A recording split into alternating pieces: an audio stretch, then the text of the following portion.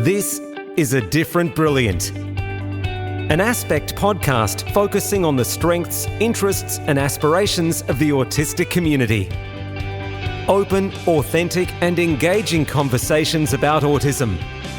Made for autistic people, parents and carers of children on the autism spectrum. Welcome to A Different Brilliant.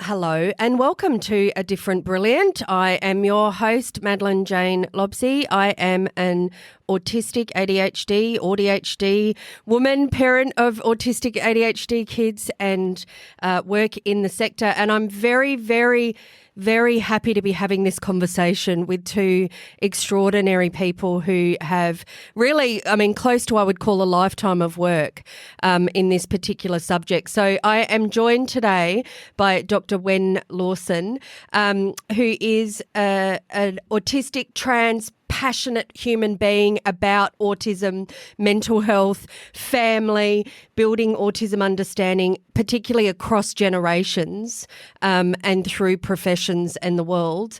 He's well-known autistic researcher, author, speaker, poet. It's my favourite bit, not that we're supposed to have bias, but my favourite bit, poet. Also, Wenn is an adjunct associate professor with Curtin University in Western Australia, a member of Curtin University's Autism Research Group.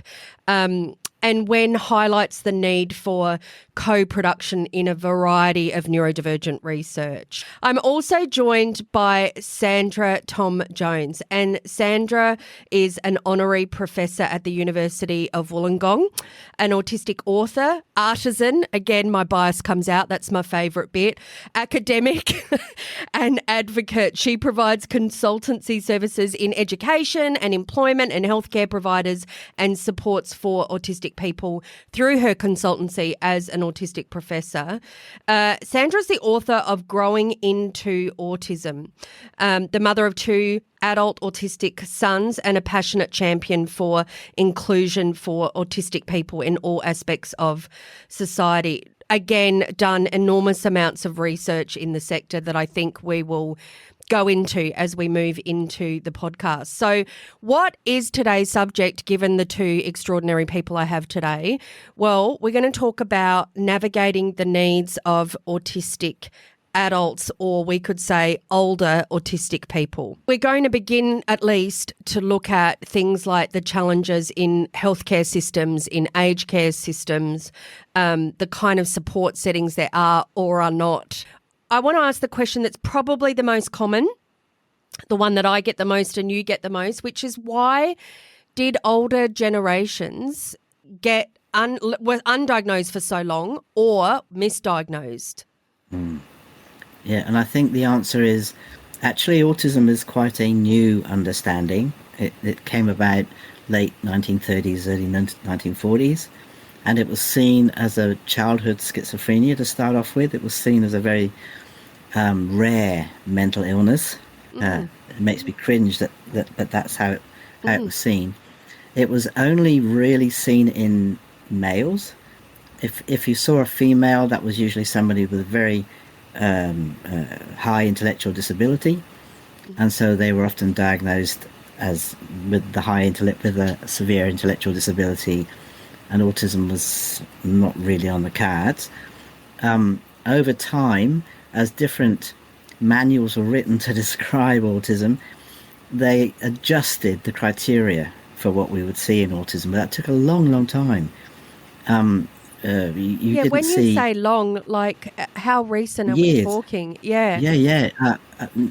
Absolute decades, actually. If you think about from 1940 to where we are today, so in 1996, even in the DSM-4, there was still no kind of awareness of sensory issues, no awareness of females.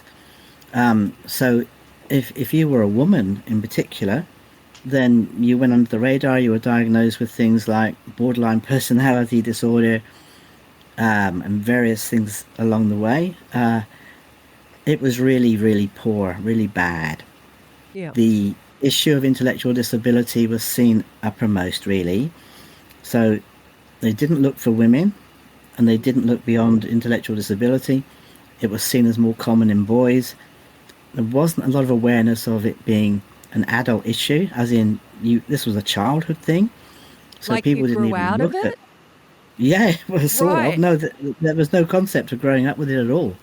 Right. So for years and years and years, decades, the 2013 when the new DSM-5 came out, and then that was a text revised in 2022. But in 2013, the first time ever, they included sensory things. So Wow. we then had that added to an understanding, what you looked for when you went for a diagnosis. And more and more females were writing about autism in their lives, and the subtle differences that we see in the autistic spectrum for females compared to boys and males. More women were having a say. People like Temple Grandin in America, for example, Donna Williams, the book I wrote as a female, all those sorts of things. Still wasn't taken a lot of notice of, but by the time you get to 2015, 2016, there's a creeping in awareness. By 2020, That's we have you're a whole saying that so understanding. lightly, but it's like you just said 2015, 2016. Like that I'm stunned. Yeah, it is, because how can things take so long? But in the medical world, because it very much followed a medical model, so the whole concept of being neurodivergent and of neurodivergence and neurodiversity, those are concepts that are really relatively new, and that has opened up the floor to a whole range of understanding. You couldn't be ADHD and autistic. They didn't have that in the DSM until recently. So that's a very recent, that's been put in recently. And now you can be autistic and ADHD. So if you had other things happening for you, that clouded the what we were seeing for people. But I'm sure Sandra will have things to add. That's a good segue, I think, into Sandra, whatever you want to say about that, maybe even speaking about misdiagnosis, perhaps. I mean, I think Wen's given an incredibly comprehensive response there and sort of covered everything. So Yeah. I don't want to repeat any of that.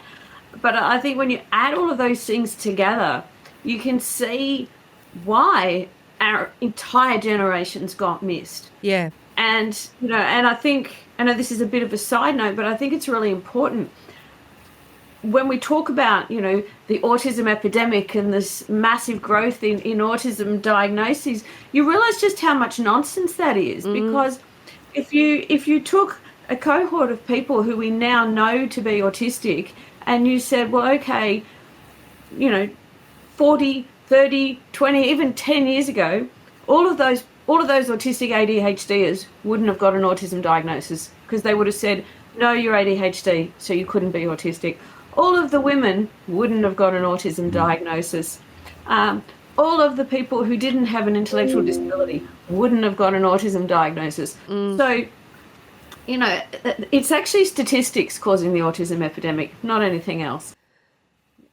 And so what you have is entire generations of people who've grown up believing that stereotype that was around when they were children, that's what autism looks like. Yeah. Autism is this really limited group of people from when they were children. When I was growing up, and I'm sure when Wen was growing up, I'm not going to ask you how old you are, Wen, and I'm not going to admit how old I am, but when I was growing up, autism was this really clearly defined thing that was a really tiny proportion of the population. They were male. They had a very, very specific presentation. They were all under 12, for starters. And so we didn't see ourselves there. And we just figured, well, we're just fundamentally damaged human beings. But we're not like them. We're just not like anyone else either.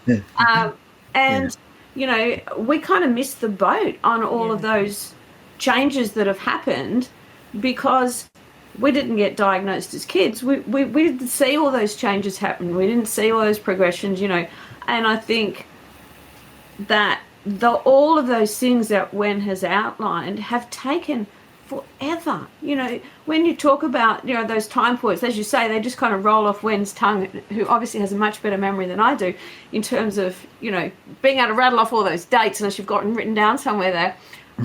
But each of those dates, each of those moments that you mentioned, each of those new DSMs, you know, that's generations of people whose lives were fundamentally messed up because it took the system that long to recognise who we were and where we were. Yeah. And that, I think, is why this conversation's so important, because we're not even talking about something that used to be. We're talking about the way it is now. You know, even so I'm 50. I was diagnosed autistic ADHD at 49 after thinking that only young boys who like trains and had particular behaviours. Seriously, that was my picture of autism. We're talking now, you know, as someone who's very in the community and open-minded and reads things and study things, still so tunnel visioned in my view of what it was and didn't even look until I was dealing with it with my own kids, which is super common story. Yeah. So we're not talking about, we are talking about history and the dramatic impact of it, but it's still relevant right now. Yeah. Very relevant because, as you say, we're not seeing ourselves in what we understand to be autism. You know, our generations and generations following ours are not seeing themselves, but also we're living in a healthcare system where even if you do start to realise at 30, 40, 50, 60 that, hey, maybe that is me, you know, I've done some reading and I've realised that the definitions have changed since I was a kid. Well, unless you are well-resourced, you can't go and get a diagnosis anyway, right? That's right. Because you can't afford it. No. And you can't access the supports that you need. So, you know. Yeah, and the costs are very high and there's long waiting lists. Yeah. Yeah. Yes, that is a whole conversation that we could have, I'm sure. But let's see, I know you've already started to say it, but I do think it's important not to step over what have been some of the consequences, like in a vivid picture, you know, what are some of the consequences of being so late to the game with diagnosis, you know, like what has been happening for people up until now? Yeah, heaps and heaps of trauma, lots of misunderstanding, confusion, broken relationships, unemployment. It's massive, and the damage has been done, and you can't undo that. What we hope for is that as we make and raise awareness and make people more aware and make more provisions, which we absolutely need to do, and some of that's in the new health roadmap that the government has recently released, then there will be more, and people will know how to deal with some of the hurt and the trust that's not been there, the mistrust, and the damage from wrong diagnosis. I was diagnosed and assessed as being schizophrenic, and that meant I had years and years in and out of mental institutions, a lot of antipsychotic, you know, neuroleptic medications that I didn't need, which caused lots of other damage to my skin and internal organs and, you know, digestive stuff, and horrible constipation. Can you say that online too late? Yeah, do it. So all of that stuff you're left with. And do you feel like a broken person? Absolutely. Do you feel that you're the one that's the problem? Absolutely. So we're left with all of that stuff that we now need to mop up and we need to repair and help people get back on track with. So it is massive, Madeleine. And can I just add another side to that? And I think this is particularly, and Wenn touched on earlier about one of the big differences with the sort of that very, if I'm allowed to say, this female presentation of autism. And I know there's a whole issue there around, you know, gender, and I'm not trying to be binary because I know it's way more complicated than that. But so many of us mask really well. So we don't get misdiagnosed. We don't get any diagnosis because nobody sees that we're autistic and nobody sees the things that we're struggling with. And so we mask and we mask really, really well. So we don't get a misdiagnosis, and we do have jobs, and we do have all of those other things that are outward signs of success, but at massive internal cost. And I see so many older autistic people who I meet them at the point they've hit total burnout. Yeah. They've crashed, they've burned, they've had to leave their jobs, they've got all kinds of serious medical problems, and all of those problems have been caused by a lifetime of masking, and that masking is caused by not having a diagnosis, not knowing that they're autistic, but walking through life thinking, I can't manage all these things that everybody else finds easy, so there's something wrong with me, I just have to try harder and try harder and try harder, and hide from the world all of the things that I struggle with and all of the things that are different about me, because no one's allowed to know, because then they'd realise what a bad human being I am. And to me, that's one of the most terrifying things about not being diagnosed young, and one of the most magical things about the diagnosis when you do get it, whether you get it when you're 8 or you get it when you're 80, is to suddenly discover that, hey, I am not a fundamentally awful failure of a human being. I'm a really cool, successful, functioning autistic person, and that's okay, right? You know, I just need people to recognize that I have different strengths and different challenges and different support needs, and I can be a really happy, productive, successful human being. But we're picking that up far too late when so much damage is being done that those people need so much support just to get back to surviving. Spot on. Absolutely. I'm super impacted by by the things you've both said, you know, reflections of the same thing, really. And I think the piece that I'd never really considered until you said it is the level of trauma. You know, whether it's the kind of trauma that leaves you physically impaired and in institutions and all of those things, or whether it's the trauma of having to, I don't know what to say, but like white knuckle life to make it through, you know, masking and surviving. And I'd never considered that until that's dealt with, all of the other stuff about what next, what can we do, what can we provide, what we can support is icing on a mud pie. And, you know, even for me, when things like the National Autism Strategy come out and all these things that are sort of openings for progression, part of me, from a lifetime of masking probably, wants to go, okay, come on, what do we do? How do we, what can we get? How are we going to make this better? But without dealing with the mud pie, you know, more mess to come. Yeah. Absolutely. Totally spot on. And masking, you know, if you think about chromosomes and you think about females with a double X chromosome and men who are XY, usually, this isn't always the case, but majority, well, on the tip of the X chromosome, that's where it's coded for sociability. So women come, if they're double X, they come born into the world with an extra ability to see, watch, notice social stuff. So masking and copying is more likely. It does happen in men, but it's more likely in females because they're sort of made to be able to do that.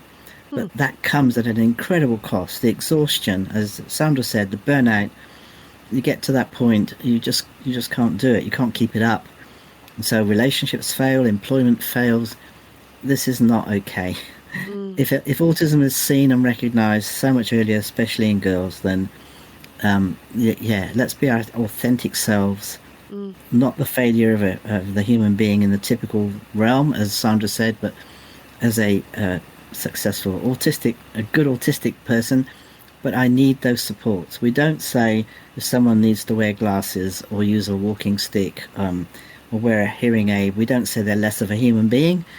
This is what they need to be able to connect to life more fully. And it's the same for autistic people. We might need more breaks, we might need written instructions, whatever it is, those accommodations, that's as necessary as breathing for autistic people. And if you don't have them, and you push yourself to fit in and belong and be like this other person that you're modelling after or masking from, that's a second self, a second you, which is not authentic and you can't maintain. It's awful. Well, I have a confession to make, Madeleine. Yeah. And that is that I was an autism researcher for a very long time before I realised that I was an autism researcher. So I first became interested in autism way back when I was a teenager, and I don't know why, but I was fascinated by the concept. And I guess when I look back, and this goes back to what Wenn was saying right at the very beginning, it was obvious from this time point that we're in now that I was autistic. My grandparents described me as, that Simon and Garfunkel song, I Am a Rock, I Am an Island? Yes. Well, apparently that was my theme song as a child, because I spent all of my time completely isolated and alone. I had no interest in other children, other people, other family members, and I had apparently all kinds of behaviours that was seen as very, very strange in my family and in my school. And I didn't fit in with any of the other kids. I didn't get along with any of the other kids. I did really well academically, but I struggled with all of the social stuff. My parents spent a lot of time trying to teach me how you're supposed to behave, how you're supposed to move, how you're not supposed to move, the noises you're not supposed to make, because, little girls don't flap and they don't make noises and they don't do this and they don't do that and they don't do that. But I was in that generation where, little girls are not autistic. And so I went to uni, and then I had children, and I continued to be somehow strangely attracted to this concept of autism and doing autism research. And then I found out that both of my children were autistic, and so I was kind of okay with that, because I thought, well, I know a bit about this stuff, right? So I won't have any problems bringing these kids up. And that was fine, but I was still very much embedded in that idea that autism is about little boys, right? Because everything I'd read said autism was about little boys, and I had 2 little boys and they were autistic, so it made sense to me. And it wasn't until they were teenagers that I realised that I was autistic. And actually my teenagers realised before I did, by noticing how similar they were to me. And I think for me, it was when I started to explore that I started to realise just how little is actually known about autism in adults, autism in female adults, and just where that cliff is, in terms of knowledge, information, supports, resources, everything. And I'm not suggesting that anywhere near enough is done for autistic children. We still need a lot more.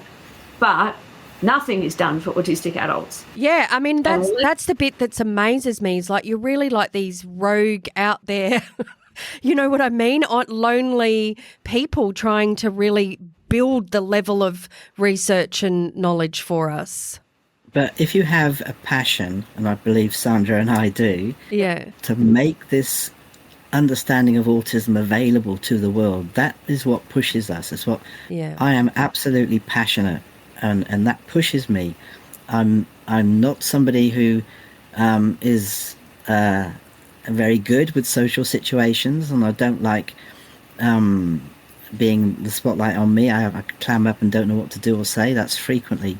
But put me on stage to talk about autism and I open up. Give me a book to write about autism, give me a project to research, etc. It changes everything, because this is my passion, this is my interest, and we have discovered, quite rightly, although it's taken a long time, that autistic people are very very single focused, we're very one thing at a time people, and that's how we're born that way. That's a default setting. So what grabs our attention, and it isn't always good stuff that will do this, but that's where we go, we get taken over by. So I'm fortunate that my passion is autism, and I called out in conferences. I remember being at a conference in 1993. There were 600 people there in London. I didn't see any other autistic people. They might have been there. But I called out because the speaker, what they were saying wasn't right. And I got taken out of the conference room, ushered out. And so I will speak out. I will confront. I will research and publish papers. I will talk at a classroom. I'll talk at a bus stop. It doesn't matter. Wherever there's an interest. This is what my passion is, and this is where I live.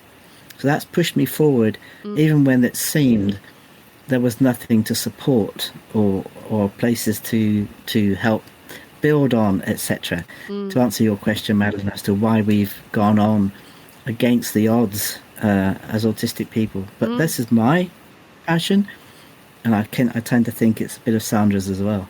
Yeah, I think you're right. It's absolutely passion, and it's about, I think it's almost like being aware that there's nothing makes you more passionate. Right. Because you see that, you know, we care about our community. And, you know, all this nonsense about autistic people are not empathetic is the most nonsense. We are hyper empathetic, and we see that there's nothing for our community. And, you know, I used to have a job. I used to have a full-time job. It was a pretty good one, actually, and it paid pretty well. But I was doing stuff that was really helpful to the university that I worked for. And then I wrote my book, and I was really amazed when people wrote to me and said, I read your book and it actually changed my life, right? I went and I got an autism diagnosis, or I had an autism diagnosis, and actually shared it with my family after I read your book. And I thought, wow, I can actually make life better for autistic people. That's cool, right? Yeah. So I quit my job. And now that's what I do. I do little bits of research, and I'm like, I'm very mono, right? Okay, I'm going to write this book, and then I'm going to finish this book, and then I'm going to do this piece of research. And that way I can say, this matters to me. I'm focused on, I want to change the world for autistic people, one topic at a time. And I love that. You can see it makes me excited, right? It makes me happy because, and I think it's the passion combined with the empathy, right? And those are two really, really solid strengths of autistic people. And I know it's important that we talk about the challenges, particularly in the context of growing older, but it's also important that we talk about the strengths, because the reason that we're both still here after all this time and all the knockbacks and all the challenges, and we've both been certainly whacked around the head a few times by non-autistic academics and by the system, is because we have those autistic strengths. We have passion and focus, and we have empathy for our community. This is the magic. Like, you know, we're talking about all the stuff that's missing and all the trauma and all the stuff we need to do. But like, when you flip it and you look at and you take all of those things that quote unquote make a human being autistic, and then you allow them to fully express themselves inside of that and go create a life inside of that. I mean, that's the magic. That's what's possible for people.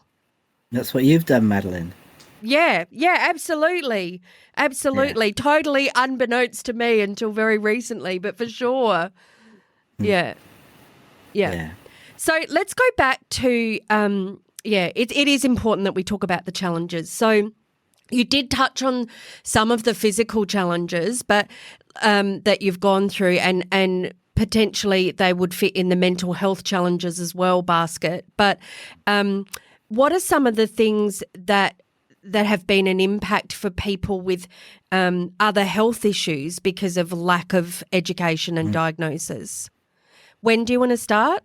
Yeah, I'm so aware of all of this because my wife's autistic, our kids, our grandkids, all autistic and ADHD plus. Ehlers-Danlos syndrome or hypermobility disorder is a huge thing. And I'm seeing that more and more, especially in the females that previously I've diagnosed. That's a huge thing that's beginning to be understood, but still not terribly well. Rheumatic and arthritic stuff, gastro stuff. Not only do we live with this, and even visual stuff. Autistic people are more likely to wear glasses and have stigmatisms and long sight. I'm laughing because the three of us are sitting here in our glasses, but go ahead. Yeah. We're more likely to be dyslexic. We're more likely, I've lived with epilepsy most of my life. There are lots and lots of things that we live with.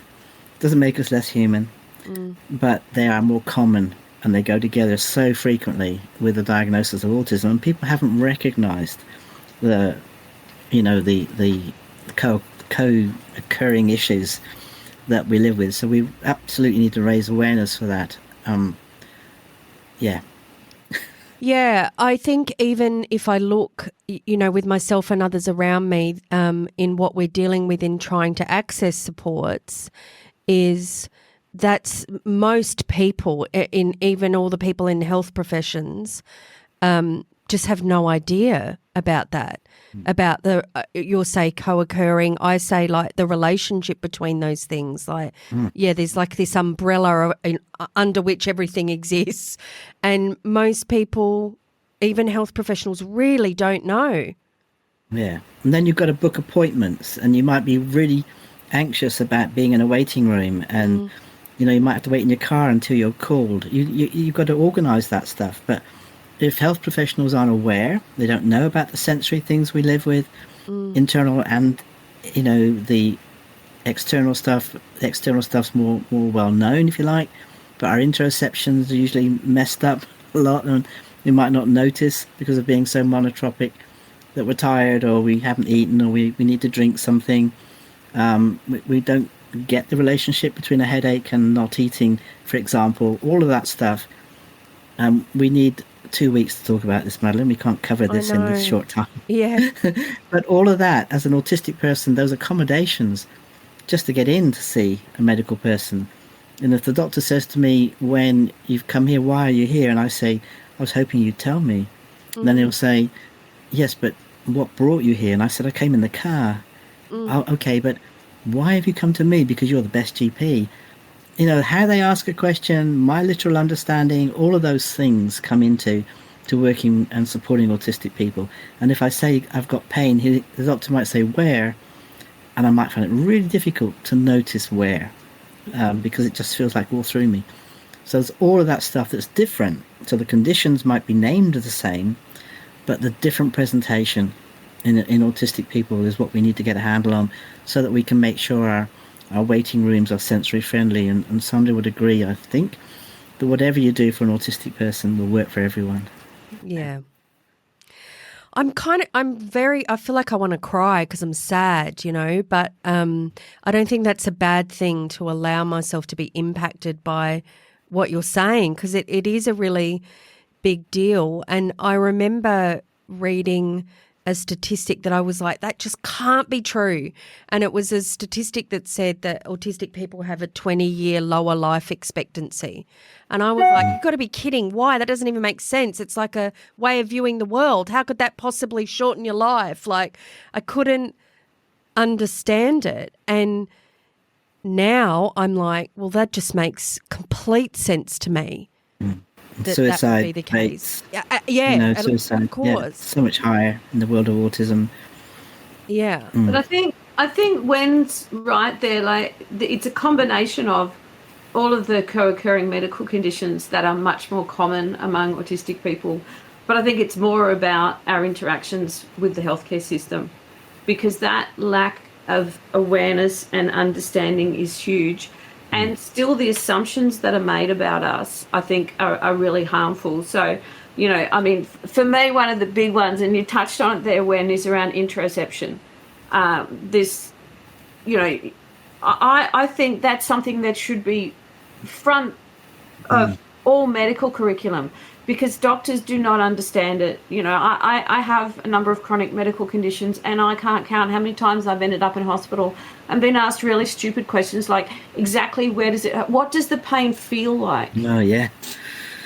It's pain, out of right? 10, how is it out of 10? Yeah, out of 10. Yeah, out of 10. Out of 10, well, like, 10 what does a 10 look like? And, yeah. And am I comparing it to the last time I had a migraine? Am I comparing it to when I stubbed my toe? And how do I know what your pain feels like compared to my pain? And it's a stupid question. But I think one of the things that is really frustrating is, because they have almost zero understanding of interoception, limited understanding of our co-occurring conditions, and really stereotypical understandings of autism, what happens consistently with your interactions with healthcare providers is they make one of two assumptions about you. You say, I'm autistic, and they will either assume you are therefore stupid, incapable of communicating or understanding, and so therefore you'll just do what they tell you and there's no point actually consulting you on your healthcare. Or they make the assumption that because you are literate, articulate, therefore your autism doesn't really matter. And I constantly find that when I'm in hospital, that I say I'm autistic and I'm struggling with the sensory issues, you know, with the whole conversation that I'm having with you. And I have doctors who consistently write high functioning autistic on their form, even though I say to them, that's not a thing, actually. And then the assumption is, you know, you have a PhD, you're an intelligent person. Yeah. You should be, and if you can't communicate it to me, you're just being difficult, right? And you should be able to put up with the bright lights and the loud noises and that. So, you know, the fundamental understanding of the fact that an autistic person can be articulate and paying attention and focused and all the rest of the things, but we genuinely cannot explain our pain to you or our medical issues to you. We genuinely don't understand what's going on in our bodies, and we genuinely are traumatized by the lights and the sounds and the everything else, and we genuinely really do find it difficult to understand the instructions about the appointments and the medication and the, you know, when they say to you, all right, we're going to discharge you from the hospital now, but come back if it gets worse. Now, I'm sorry, but what does that even mean? How bad is worse? Like, at what point do I come back?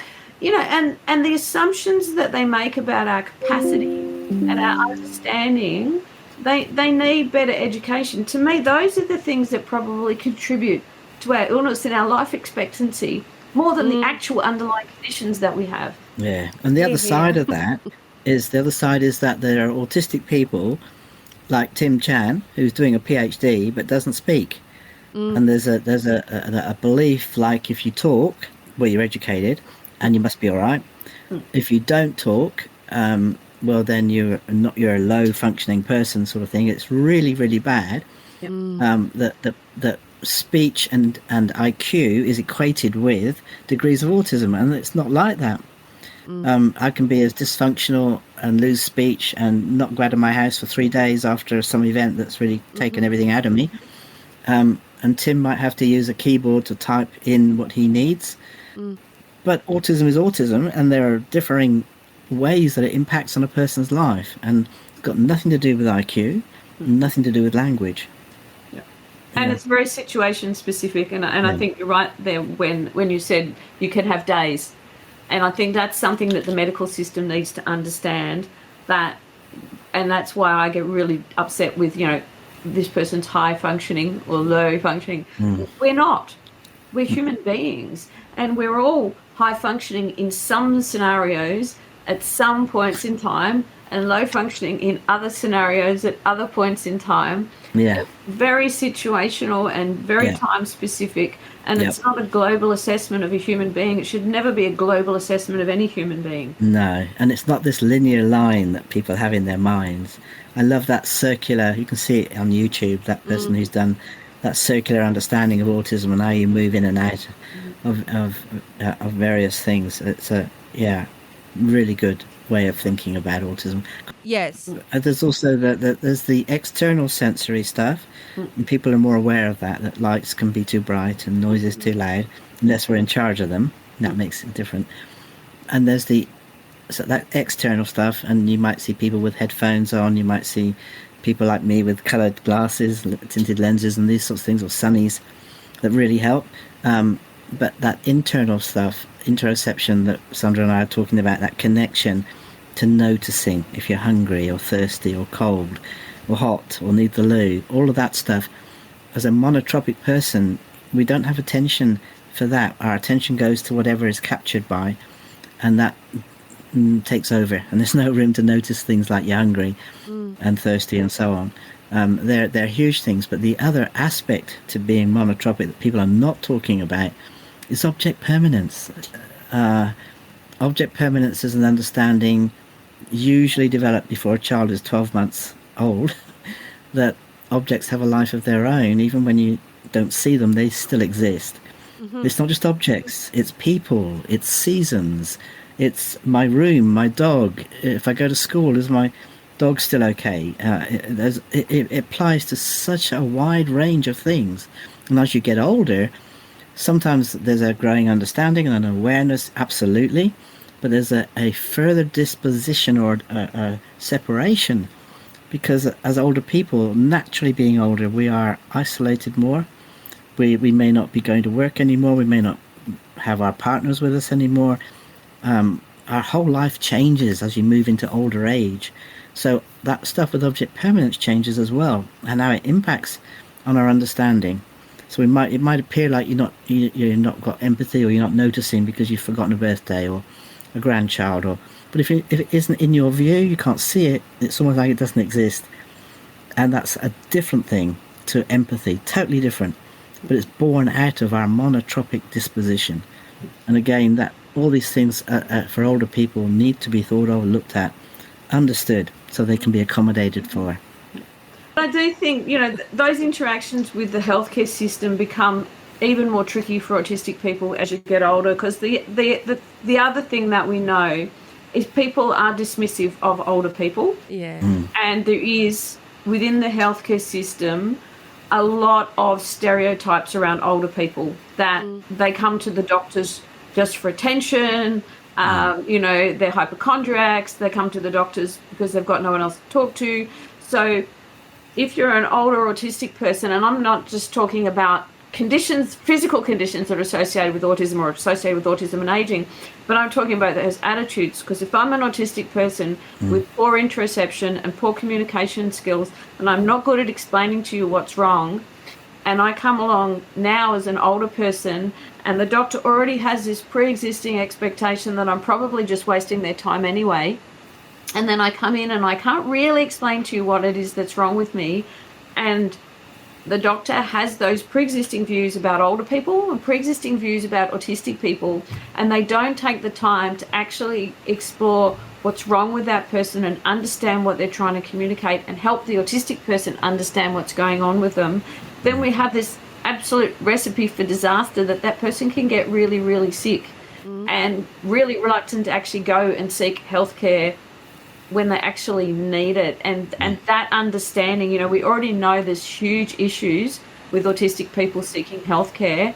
We have this big we've always had an aging autistic population. The difference is we had an aging autistic population who didn't know they were autistic. Yeah. Now we've got an opportunity to maybe help them and do something about that disparity in life expectancy you were talking about, by saying, okay, now we've got people aging into that sector who know they're autistic, and we're in first in a lifetime opportunity to actually help those people and support those people by having educated health professionals who take the time to say, okay, here's an older autistic person, they're going to need a different approach. They're going to need me to listen. They're going to need me to ask different questions. They're going to need me to really try and help them understand what's going on with them, and not just assume that they're just here with some trivial complaint and send them away again. But what we haven't spoken about is the aged care system either, which is, even if we just look at the processes of getting into aged care systems and then being in aged care systems, man, that seems like a very big hot pot of mess. Yeah, it is. I've just got a letter to go to the geriatric clinic, and it's called that, the geriatric clinic, for some of my needs to be assessed. And it's mind-boggling. It might take me 2 more months to get an appointment. I need simple things, really, like rails in my shower that I can't afford to pay a person for. But there's all these assessments that they'll do for older people, but we still use terms that absolutely conjure up somebody who's not able to do anything, that's too frail. And sometimes that's true, absolutely, but not always. Not always. Oh, and I think aged care is very, very neurotypical focused. I don't know about you, when every time I see an ad on the TV for aged care homes, it gives me the shivers, because all of those ads are very focused on, come and live in our aged care community, and you can spend all of your time playing cards with your new other friends people. It's like hell. And it's all focused around how we're all going to sit together and eat together and play together. and we're all going to be exactly the same as each other. And I think, oh my God, it's primary school all over again. Yeah. And very expensive. You've got to have the Very money. expensive, yes. I'm going to spend all my money and be forced to socialise and be Yeah, forced and do things you don't want to do. to eat what you want me to eat and Oh, behave and follow routines. And I don't even want to think about aged care at this stage. I said a because hot pot of mess, but you've really that's awful. On every level. Oh, It is, and we are the biggest generation. There's more older people than of any other age group, and they're autistic people now. The stats are 1 in 35. It's not even 1 in 100 anymore, let alone 1 in 10,000 from years ago. So we will rule the world, absolutely. So they need to get on board and work out how to build the appropriate supports. well, Doctors and the medical profession themselves, there's a lot of autistic people in the medical profession. We are all getting older. yeah. I think that statistic is critical, Wen, and I think that's the thing that needs to be bashed into the head of doctors and aged care providers and everybody else. People look at the ABS statistics, which say, autism is most prevalent amongst people aged 5 to 19 or whatever the rubbish is. No, it's a lifelong condition. So autism is equally prevalent in 90-year-olds as it is in 9-year-olds. Yeah. So whatever we're saying the current prevalence figures are for 9-year-olds, across it's the the board. same for everybody else. So if it's 1 in 35 of primary school age children, it's 1 in 35 60-year-olds, 70-year-olds as well. So unless they're knocking them all off by not giving them proper health care, so maybe it's a little bit less than 1 in 35. Oh my goodness. But, there's an awful lot of us there, and some of us will know we're autistic and some of us will not know we're autistic, but we all still have the same needs. Yeah. Okay, well, let's talk about something that might be a short conversation, but for people listening, there might be people who are literally engaging with this for the first time or hearing themselves, in everything that you're saying.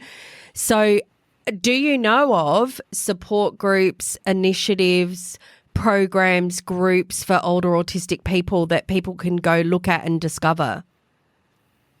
Online, for sure. Neurotribes, and I can send you an email with those contacts for people if they're interested in joining for older autistic people. There's that kind of network, which is international as well as there's a national one. It's harder to find local venues, and sometimes I think if you join an interest group, you're into chess or you're into Scrabble or you're into cards, so you're more likely to find autistic people. It's not autism specific as such, but finding something that you're interested in is really useful. And Sandra might have more. No, I would have to agree with Wen. I would say at this stage it's online. There are online resources. There's Facebook groups. There's really not anything that I'm aware of in local communities. Part of that is because so few people in older generations are diagnosed. A big part of it is there is still so much stigma that people would be reluctant to put their hands up and say, hey, I'm holding a group for autistic people over the age of 60. Would you like to come? Because there is that stigma. I mean, obviously, I'd love to see that change, but that really is where we are at the moment. I agree with Wen as well.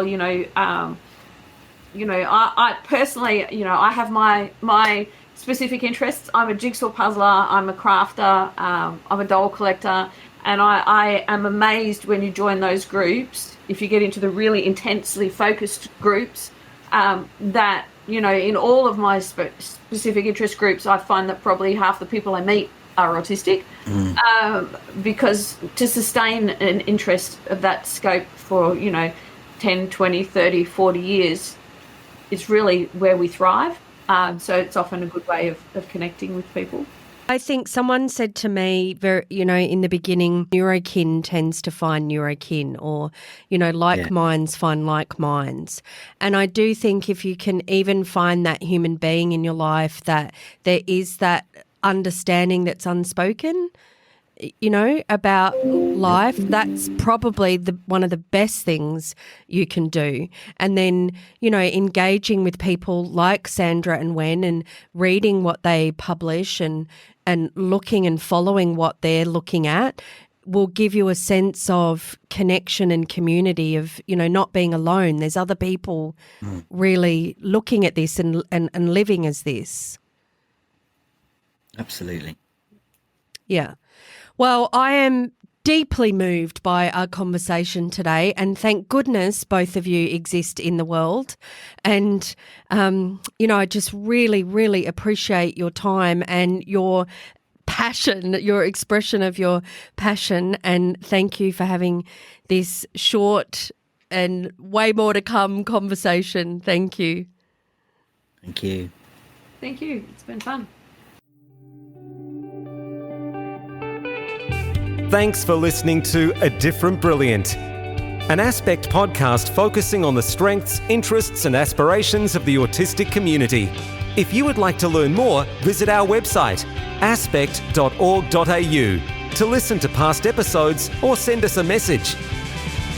Make sure to like or subscribe to A Different Brilliant on your podcast app.